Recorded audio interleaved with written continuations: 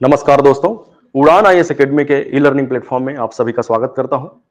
इस क्लास में हम न्यायाधीशों को हटाने की प्रक्रिया, जिसका उल्लेख भारतीय संविधान के अनुच्छेद 124(4) में किया गया है, को जानेंगे, इस पर चर्चा करेंगे।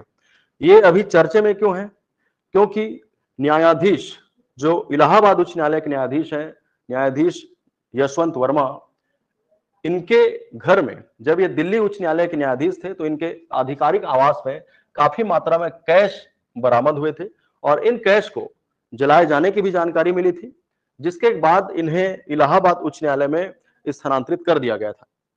फिर ऐसी जानकारी मिली कि इन्हें इस्तीफा देने कहा गया, लेकिन इन्होंने इस्तीफा देने से मना कर दिया। तो ऐसी भी जानकारी मिल रही है कि सरकार इन पर महाभियोग लाने का विचार कर रही है।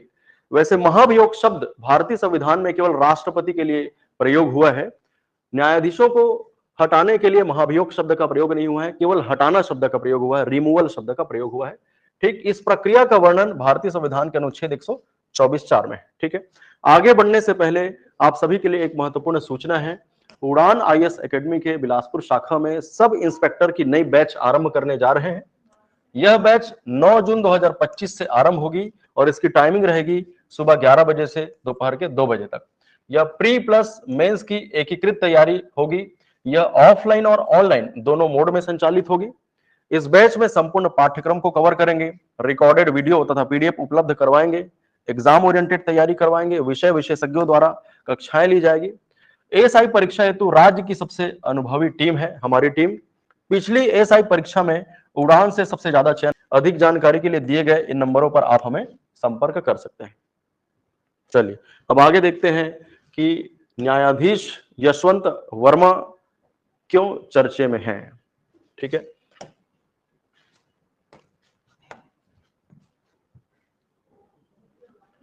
न्यायाधीश यशवंत वर्मा के खिलाफ संसद में महाभियोग प्रस्ताव ला सकती है सरकार। ठीक है, क्योंकि इनके आधिकारिक आवास में दिल्ली में कैश मिलने का मामला आया था और इन कैश को, इन नकदियों को जलाए जाने की भी जानकारी मिली थी। केंद्र सरकार इस न्यायाधीश यशवंत वर्मा के खिलाफ संसद में महाभियोग प्रस्ताव ला सकती है। ठीक, कैश मिलने के मामले के बाद सुप्रीम कोर्ट की जांच समिति भी बैठाई गई थी। इस समिति ने इन्हें दोषी भी ठहराया था। दिल्ली में स्थित आधिकारिक आवास पर भारी मात्रा में जले हुए कैश मिलने के बाद ही न्यायाधीश यशवंत वर्मा काफी विवाद में थे। सुप्रीम कोर्ट की जांच समिति ने इन्हें दोषी ठहराया था। ठीक, अगर न्यायाधीश यशवंत वर्मा खुद से इस्तीफा नहीं देते तो उनके खिलाफ संसद में महाभियोग प्रस्ताव लाने का विकल्प, तो उनके खिलाफ महाभियोग प्रस्ताव भी लाया जा सकता है। ठीक है, आगे देखते हैं। आपको मालूम होगा अभी भारत के मुख्य न्यायाधीश कौन है? BR गवई। इसके पहले कौन थे? संजीव खन्ना। ठीक, तो इन्होंने भारत के राष्ट्रपति और प्रधानमंत्री को पत्र लिखा था और न्यायमूर्ति यशवंत वर्मा के खिलाफ महाभियोग की कार्यवाही करने की सिफारिश भी की थी। ठीक है, ऐसा माना जा रहा है कि इलाहाबाद हाई कोर्ट के न्यायाधीश यशवंत वर्मा के खिलाफ महाभियोग प्रस्ताव संसद के आगामी मानसून सत्र में लाए जाने पर विचार किया जा सकता है। ठीक है, जो न्यायाधीश है यशवंत वर्मा, उनके आधिकारिक आवास पर भारी मात्रा में जले हुए कैश बरामद किए गए थे, पहले ही मैंने बता दिया। इस समय वो दिल्ली हाई कोर्ट के न्यायाधीश थे। वर्तमान में वो इलाहाबाद हाई कोर्ट के न्यायाधीश है। दिल्ली हाई कोर्ट में न्यायाधीश थे, उसी समय उनके आधिकारिक आवास में दिल्ली में काफी मात्रा में कैश बरामद किए गए थे। उसके बाद उन्हें इलाहाबाद हाई कोर्ट में भेज दिया गया था। अब जैसा कि मैंने बताया कि सुप्रीम कोर्ट ने इनको हटाने के लिए जांच समिति बनाई थी। सुप्रीम कोर्ट ने जांच करने के लिए जांच समिति बैठाई थी। जांच में इन्हें दोषी पाया गया। ठीक, और ऐसी जानकारी मिली कि संजीव खन्ना ने, जो जस्टिस संजीव खन्ना है, उन्होंने इनसे इस्तीफा देने कहा। इन्होंने इस्तीफा देने से मना कर दिया। तो संजीव खन्ना ने राष्ट्रपति और प्रधानमंत्री को पत्र लिखा जिसमें उन्होंने सिफारिश की कि इन पर आप महाभियोग ला सकते हो। महाभियोग मतलब हटाए जाने की प्रक्रिया। महाभियोग शब्द का उल्लेख केवल राष्ट्रपति के लिए हुआ है, इनके लिए नहीं हुआ है। ठीक है, तो देखते हैं संविधान में संसद को यह शक्ति प्रदान की गई है कि वह न्यायाधीशों को हटाए जाने की प्रक्रिया निर्धारित कर सकती है। ठीक है, संविधान के द्वारा संसद को यह अधिकार दिया गया है कि वह किसी न्यायाधीश के सदाचार या असमर्थता की जांच कर सकती है और उसे साबित करने की प्रक्रिया भी निर्धारित कर सकती है। इसी शक्ति का प्रयोग करते हुए संसद ने न्यायाधीश जांच अधिनियम 1968 अधिनियमित किया है। ठीक है, संविधान ने संसद को अधिकार दिया है कि वो किसी न्यायाधीश के सदाचार और असमर्थता की जांच कर सकती है, जांच करने की प्रक्रिया निर्धारित कर सकती है। इसी अधिकार का प्रयोग करते हुए संसद ने न्यायाधीश जांच अधिनियम 1968 अधिनियमित किया है। ठीक, इस अधिनियम के अनुसार किसी न्यायाधीश को उनके पद से कैसे हटाएंगे? किसी न्यायाधीश को उनके पद से हटाने के लिए लोकसभा के कम से कम 100 सदस्यों द्वारा या राज्यसभा के कम से कम 50 सदस्यों द्वारा राष्ट्रपति को संबोधित प्रस्ताव लोकसभा अध्यक्ष को या राज्यसभा के सभापति को सौंपा जाएगा।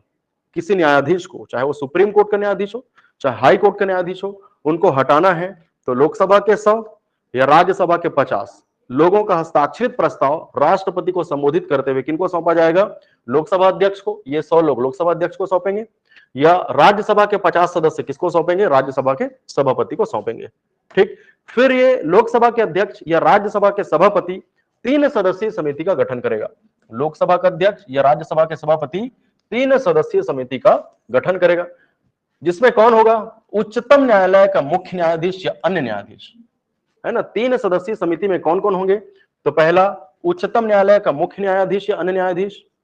दूसरा, विभिन्न उच्च न्यायालयों में से कोई एक मुख्य न्यायाधीश। विभिन्न उच्च न्यायालय मतलब कितने न्यायालय हैं भारत देश में? भारत देश में 25 उच्च न्यायालय हैं। इन 25 उच्च न्यायालयों में से कोई एक मुख्य न्यायाधीश इस समिति का सदस्य होगा। फिर तीसरा है, अध्यक्ष या सभापति की राय में ख्याति प्राप्त कोई एक न्यायविद।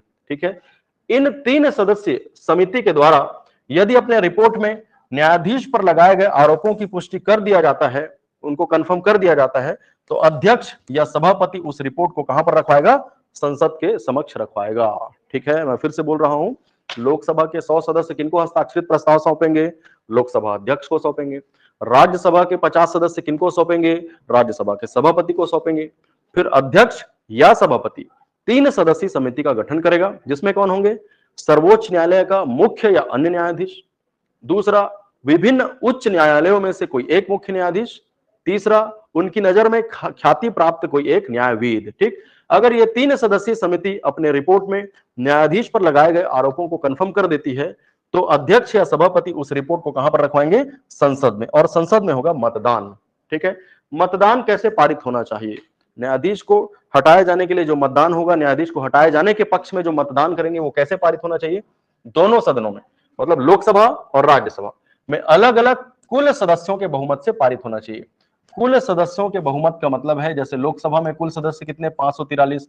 बहुमत का मतलब आधे से अधिक, जितना भी आएगा, 272 से ज्यादा आएगा। ठीक है, वैसे ही राज्यसभा में कुल सदस्य अभी कितने हैं? 245।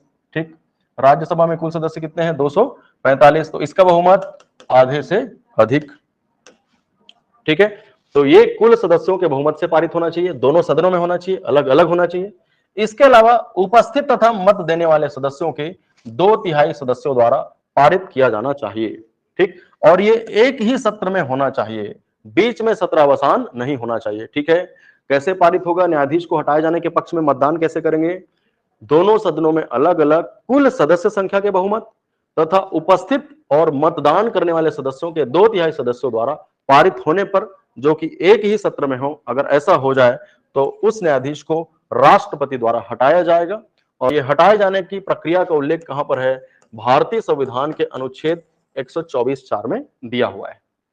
ठीक है, तो आपको समझ में आया होगा। मैं एक बार ओवरव्यू कर देता हूं। ठीक है, अभी मामला क्या चल रहा है? न्यायाधीश यशवंत वर्मा, जो कहां के न्यायाधीश है? वर्तमान में इलाहाबाद उच्च न्यायालय के न्यायाधीश है। इनके पहले कहां के न्यायाधीश थे? दिल्ली उच्च न्यायालय के न्यायाधीश थे। दिल्ली उच्च न्यायालय के न्यायाधीश रहते हुए उनके आधिकारिक आवास में काफी मात्रा में कैश बरामद हुए थे। उनके जलाए जाने की भी जानकारी सामने आई, जिसके बाद उनकी काफी आलोचना हुई। फिर उन्हें, जब दिल्ली उच्च न्यायालय के न्यायाधीश थे, इलाहाबाद उच्च न्यायालय में उनका स्थानांतरण हो गया। ठीक, सुप्रीम कोर्ट ने जांच करने के लिए जांच समिति बिठाई और इस जांच समिति ने उनके ऊपर लगाए गए आरोपों की पुष्टि कर दी। फिर उन्हें इस्तीफा देने कहा गया, उन्होंने इस्तीफा देने से मना कर दिया। तो सुप्रीम कोर्ट के जो पूर्व मुख्य न्यायाधीश थे संजीव खन्ना, उन्होंने प्रधानमंत्री को, राष्ट्रपति को पत्र लिखकर उनसे सिफारिश की कि इन्हें हटाने की प्रक्रिया लाया जाए। ठीक है, अब सरकार इन पर महाभियोग लगाने का विचार कर रही है, और महाभियोग शब्द का वर्णन इसके लिए नहीं है, महाभियोग शब्द का उल्लेख इनके लिए नहीं है, न्यायाधीश के लिए नहीं है। महाभियोग शब्द का प्रयोग भारतीय संविधान में केवल राष्ट्रपति के लिए किया गया है। इनके लिए किया गया है हटाना शब्द। कहां पर किया गया है?